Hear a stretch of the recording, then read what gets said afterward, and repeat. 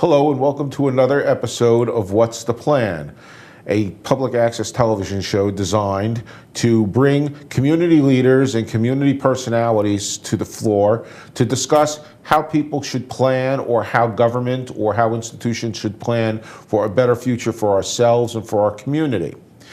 Last week we had an education flavor. I had Dr. Garrett, Superintendent of Plymouth Schools, and Mr. Dennis Begley, Chair of the School Committee. This week we've stayed with an educational theme. However, this is not governmental. This is all personal. I have a very special guest with me today, and it is my wife, Maureen Garrett, who is a guidance counselor at Whitman-Hanson Regional High School. And what we're going to try to talk about is how high school students should prepare and when they should prepare for a potential post-high school career, college, and the like. Hi, Mo, how are you? It's fun to be here. Haven't seen you in a few hours. Let's start off real basically. How does a student entering high school start thinking about preparing for college or post-high school experiences? Okay. I'm going to give you what some people would consider sort of a non-traditional answer. There's a famous statue called the Thinker, which goes, and he thinks like this. And that's really what I tell my freshman students that they need to do. Their developmental task in high school is to figure out who they are. And lots of times they get distracted by cell phones and texts and et cetera, all the electronics that they have at their access. But they really need to be thoughtful about who they are and what they'd like to do with their lives. We start freshman year. We give them the idea of your career, your post-high school plan is a three-legged stool. And the first leg are their interests. Second leg, their personality, and the third leg are their skills. We start freshman year having them get to know themselves. And I can go through the process that we do that. Would that be helpful? Absolutely. Okay. So for interests change. So what they're interested in maybe when they're in sixth grade might be a little bit different than when they're in high school. But we do find that it's valid to give them what's called the Holland Hexagon, which is an interest inventory of 180 questions.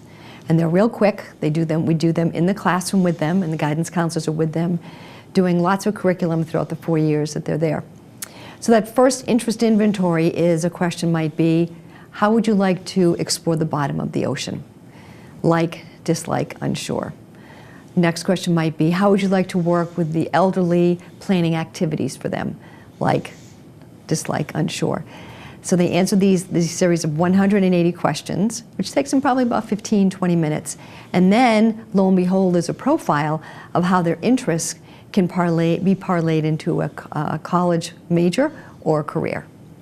So freshman year, they need to be taking as most rigorous courses that they can. They need to be doing some volunteer work. They need to be thinking about what they'd like to do, and they need to be doing some extracurriculars. But this interest inventory is a nice way to get them started. Now, you and I have experienced personally 2 daughters matriculating through Plymouth North High School, going through their guidance counselors who have helped them prepare for their post-high school careers. Mm-hmm. And I think we both can happily say that both of our daughters had reasonably successful and is having reasonably successful college career. And what you're talking about is the same kind of thing that would happen at Plymouth North or Plymouth South. This is a very standardized kind of approach. Right. And I know that you attend regional meetings of guidance counselors where all of this is shared. Mm-hmm. So I guess the point of my comment is that you have indicated that early planning, freshman year, you start it then. You don't start it in your junior year. I mean, you should be well within the program by then. Right. But you also have indicated that there's a lot of investigation. It's not really filling out forms for college. It's more a self-awareness, finding out what you want to do. Where I'm going with this is that I look at the students of today, and the choices that they have are limitless and far more extensive than when we were graduating those many years ago. And our college preparation was a little bit different. It was a little bit more streamlined. Can you talk a little bit about the post-high school alternatives? And I know you can't cover them all, but give kind of an idea of what they would use in that kind of analysis that you're talking about. Well, for post-high school, you're talking about things other than traditional college? Well, college would be part of it. I mean, Right. again, it's a series of alternatives. Right. One could go to college, one could go to trade school, ... That's where I'm going with this. Okay. One of the things that I talk to kids about is that they have almost too many choices. So it's sort of like they think that when they make that plan for after high school, they're going to be stuck with it. So it's like walking into an ice cream shop that has 110 flavors, and they think they have to pick one flavor for the rest of their lives. What we're finding, and definitely what the federal government is reinforcing, is that most people who have graduated from college over the last few years and will continue to graduate will have sometimes up to 6 separate different careers. So that's why education is doing really well now, because people our age and even a little younger are constantly retooling, having to go back for training or to school, get a different certificate or a diploma. So I tell kids that they can certainly change. The part about them knowing themselves is absolutely fundamental, though. So in addition to knowing their interest, the second leg of the stool is personality. The third leg of the stool is skills. Sophomore year, we do something called the Myers-Briggs type inventory, which is very well researched. And it's basically personality set by, what age would you think personality is set by in an individual? You're asking me this question. Yeah, just pick a number. What do you think? I'm thinking 7, 5 to 7. Okay, that's pretty close. It's 3, which is pretty interesting because by age 3, if you go into any playground and watch kids interact, you can see those that are introverted, extroverted. Somebody gets knocked down, and then there's the helper that runs over and picks them up. So when I talk to students, I say, you know what, we're going to take this do what you are, this personality type inventory at the end of your sophomore year, so that you can begin to see a lot of careers that match with you. So you might just be under the umbrella of communications. You just love, like our oldest daughter did, loved all the electronics.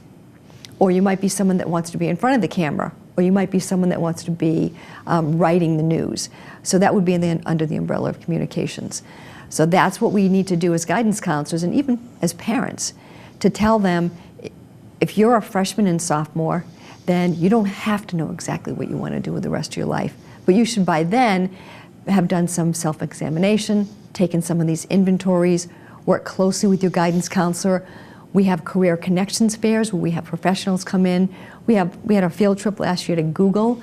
Boston Architectural College is coming in this year. We also had us taking some students over to Bridgewater State for a science, technology, engineering, and math, better known as STEM event. So the more exposure that students get, the more they can begin to fit those pieces of the puzzle so that they realize when they graduate, they don't have to have one path, they can have several. You were clearly, in your discussion, you were clearly an advocate about utilizing the opportunities afforded to students. And I believe that there are many opportunities afforded to them to find themselves. And finding themselves is, in my mind, for the moment, because we do change. We do have different interests.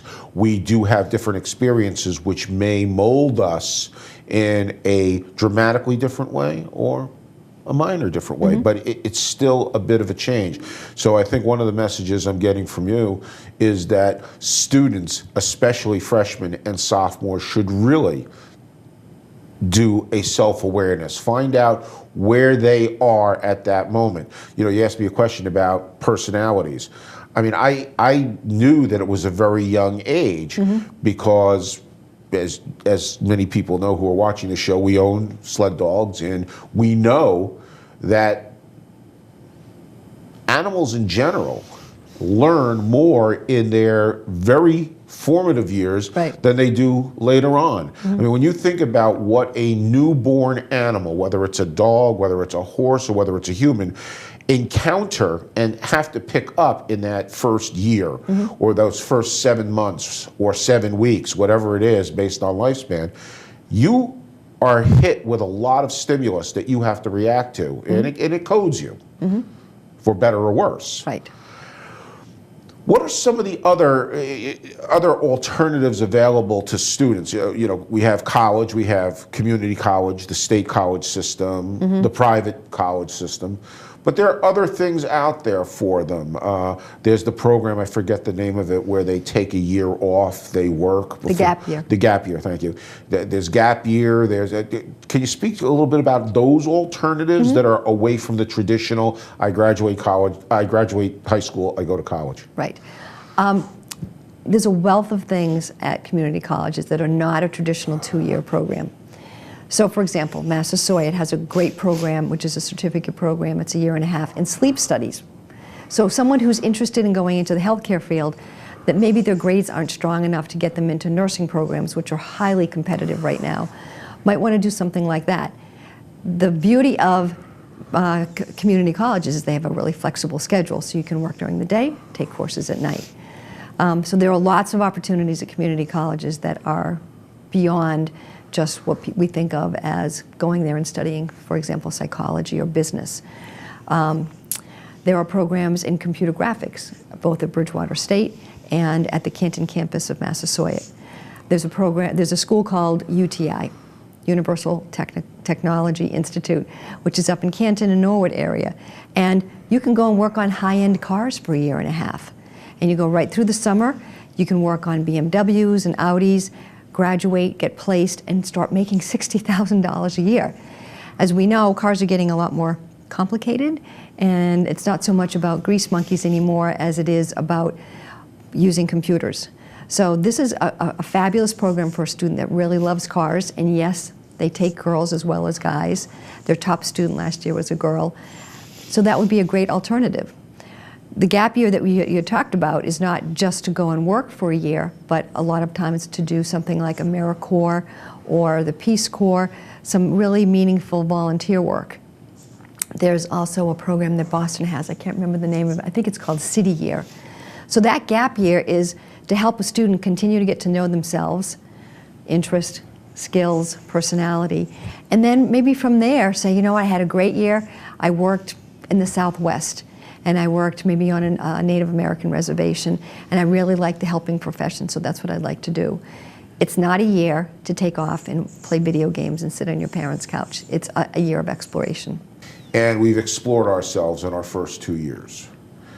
And we seem to think we know where we're going. Now the fun starts. We're in our junior year.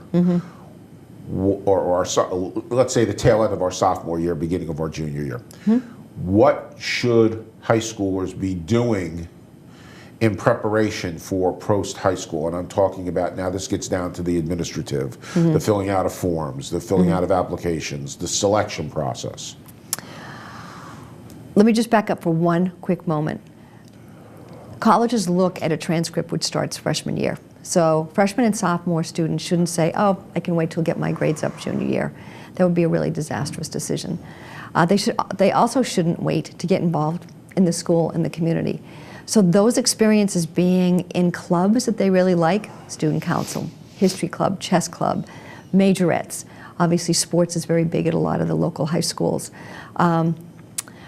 They should do those things starting freshman year and just try a few. I mean, we have a marine biology club, which is fabulous, but we also have other things like SAD, Students Against Destructive Decisions. You'll find that freshmen and sophomore really don't like to join clubs unless they go with a friend because they're a little bit shy, but that's great, so try out a couple of clubs. So here we have junior year daunting. Kids are thinking, wow, I'm halfway through my high school experience. What should I be doing? That's when parents need to step in, hopefully, and start taking them on college visits. And it doesn't even have to be a college that they're particularly interested in. So if it's during the summer and they're doing a family trip to Hershey, Pennsylvania, they can kind of map out a couple of schools they can stop in and see over the summer break. Get a feel of a campus. Do they like a city campus? Would they prefer to be out in the sticks? Do they want a really small campus where they can get to know all the professors and the kids really well? Would they like to just explore the possibility of going to do study abroad? Most schools now do have a study abroad program. If it's a student with a learning disability, they've got to make sure that they've got a really good support system. So that's something that they should check out during those summer months.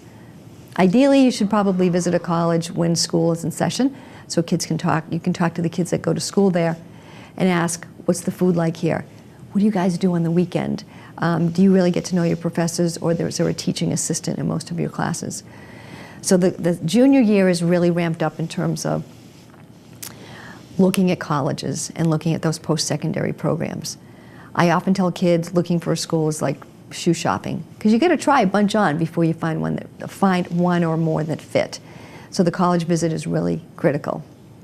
Second thing they could do, which not a lot of kids do, is just really explore careers and get on whatever program your high school offers to look at occupational information.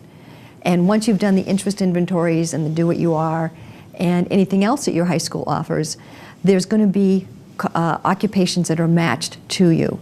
And you can just sit down and just sit on a Sunday afternoon for like 2 hours and just say, what's out there in terms of the business world? Is it just accounting? Is it managing people? No, there's actuarial science.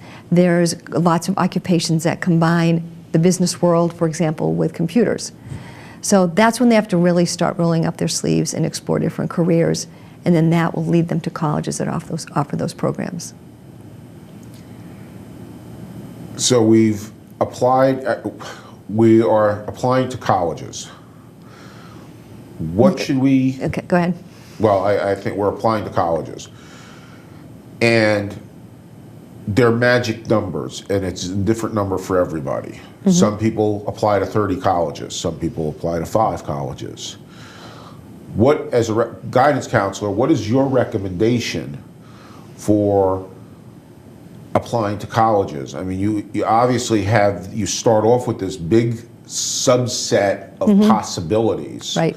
And you have to get those possibilities down to real possibilities and maybe realities. Right. Right. Clearly, there's a large segment of the population who might want to go to Harvard, and I didn't have the grades, and I was one of those people who shouldn't apply to Harvard. Right. I didn't, because I knew I wasn't going to get in. Mm-hmm. But I mean, how do you whittle those things down?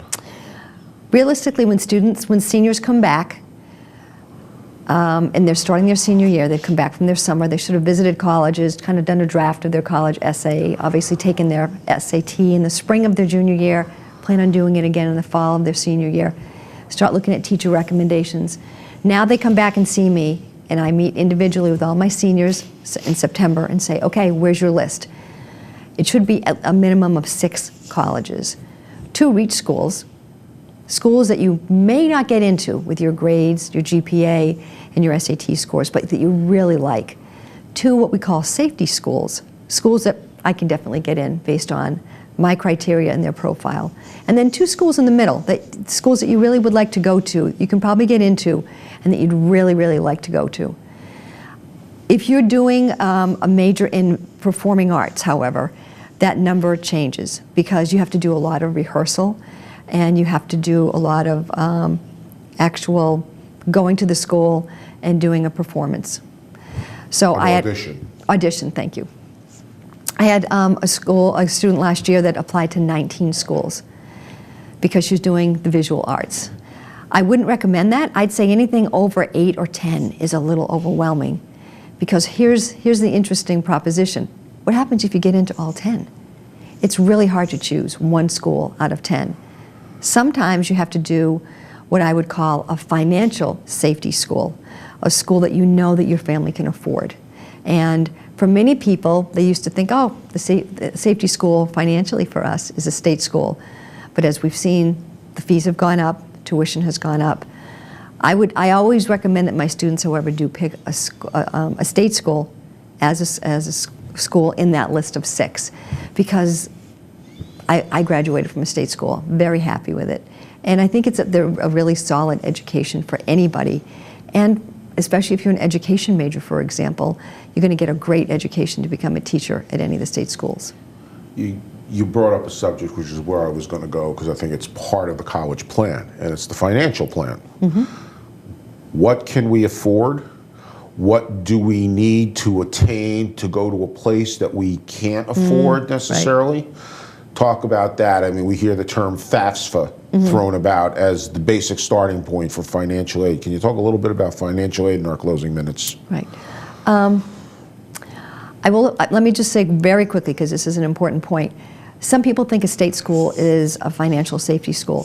Not necessarily. If you're a top student and you've done lots of great things extracurricularly, have a lot of leadership positions, and you're a really premier candidate for colleges, sometimes applying to a state school, they'll give you more money in merit aid than a state school. So you have to really weigh it. So I wouldn't. Well, you said state school and state school. Did you mean private? Excuse me, private, right? So you might apply to Stonehill, for example, and they give you more money and it would make more sense to go to Stonehill than one of the state schools. The FAFSA, which stands for Free Application for Federal Student Aid, is a federal form. Usually you want to fill that out in January or mid-February if you have a student who's going to be going to college. Of which year? Of your senior year of high school. And the parents really have to give you a lot of information. And that's a form that's universal, and that gets sent to all the colleges that you're applying to. In addition, parents have to fill out an individual financial aid form for all the schools that their son or daughter has applied to.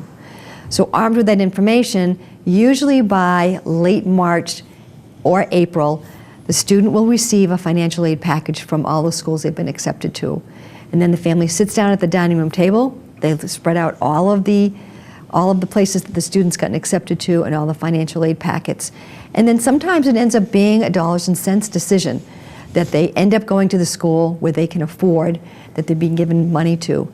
By May 1st, they have to send in that deposit to the one school that they've decided to go to. Well, it's cost-benefit analysis, really. Certainly. I mean, it may be worthwhile to spend a little bit more money to get something that you might not get, that it may be more of a bargain. I mean, you have to weigh that, and that's very personal. Going back to the FAFSA, just so the folks, it's clear to them, FAFSA is really required for any request for financial aid. Exactly. You have to do a FAFSA, and it gets sent to everybody you apply to. The individual packages may or may not be required by individual institutions, as I understand it. If I remember correctly, when we went through this, some schools required individuals, some did not ask for them. Am I remembering that correctly? Let me correct. If you're going to ask any of the colleges you've gotten accepted to for financial aid, you have to fill out their form. You do have to fill out, right. so you have to fill out the FAFSA and the individual form. Right, right. Okay. There's a great organization in Boston. It's called MIFA. It stands for Massachusetts Educational Financing Authority. And it basically was set up because there were an awful lot of kids that had a lot of debt from college.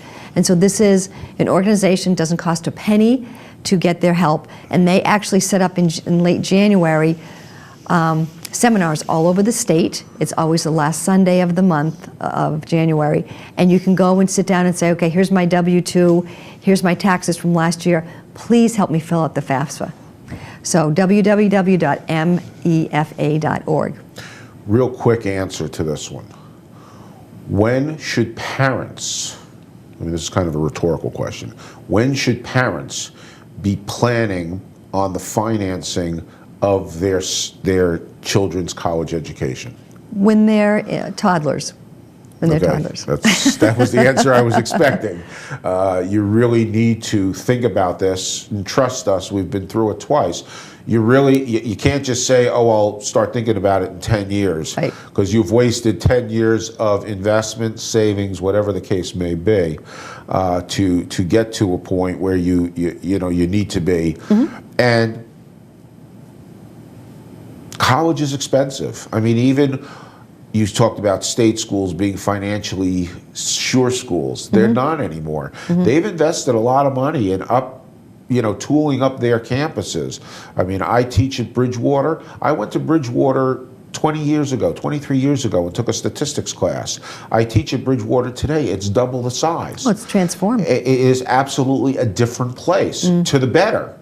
Well, reality is that improvement obviously cost them money, cost the Commonwealth money, and like any business, those costs have to be recouped. So we're seeing, I mean, one could argue the reality of the college value, and I know that's a debate for another day, but the fact of the matter is that college is pretty expensive no matter where you go. I mean, it's not $50, it's not $100, it's thousands of dollars at some level.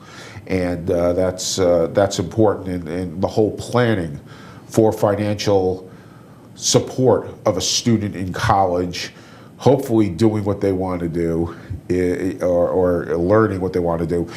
The other thing, and again, a very quick answer because we're running out of time here, is a student goes to college, and for lack of a better term, they treat it kind of as a vocational school, in that it's preparing themselves for a career, professional career.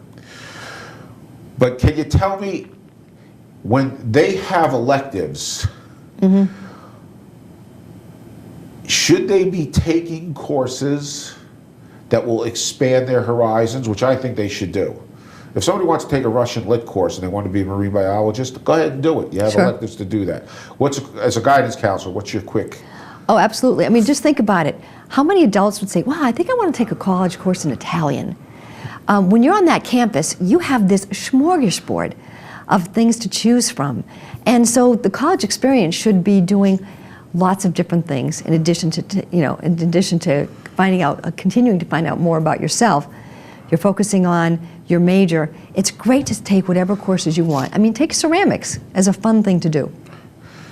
Well, thank you. This has been great. I mean, we have these conversations all the time in front of the wood stove.